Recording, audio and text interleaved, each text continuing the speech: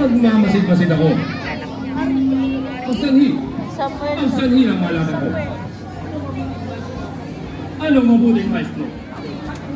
Ang matulnubayan o? Sa sala ng tao ito. Ngayon na iturin mo. Kung nga ang totoo. Totoo na ang napakinggan. Kay Moises nakautusan. Ang babaeng sinag-alinman. Adulterang napatunayan. Sa bato ipapapatay. Kaya ang hatol ko sa kanya ay pakinggan niya sana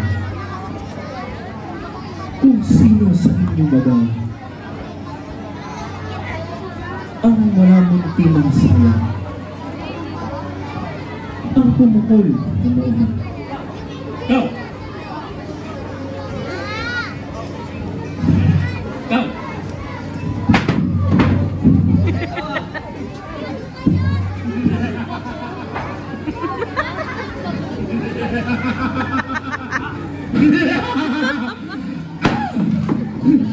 Mga yagkit na mga lupo, mahihinang mga loob, sa mahinang dami ng agos, nagpatangay na sa laot, silang mga Fariseos.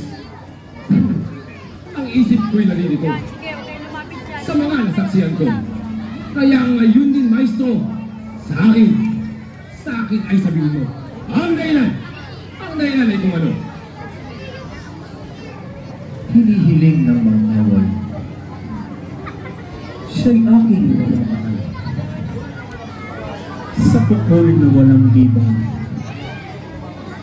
batong iyong namamasdan. Pagka, adultera ng tunay. Hindi ba mga kagwiran? Nakagitera yan! Sa batong nga ay mamatay! Oo. Oo, tama na yun. Ngayon, ano ang iyong Kung ang mga nasakawan ay nagkasintangan, walang isa man nangahas, sundin itong aming batas. Ako, si Samuel ang tutupad. Samuel, hintay Samuel. Pagbato mo ay tigil. Kung walang salak sa kanya, siya'y inag-inag ko. Sa pagbato ay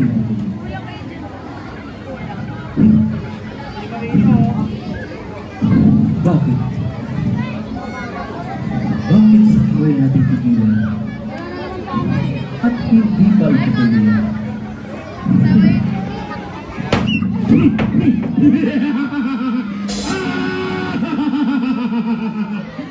Sinong tao kaya naman ang walang salang muntiman dito sa lupang ibabaw?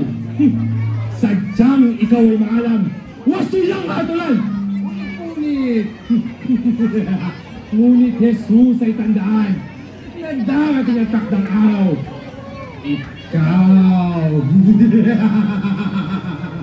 Ikaw ay aking hukuman. Nazareno, hanggang sa muli natin pagkikitan.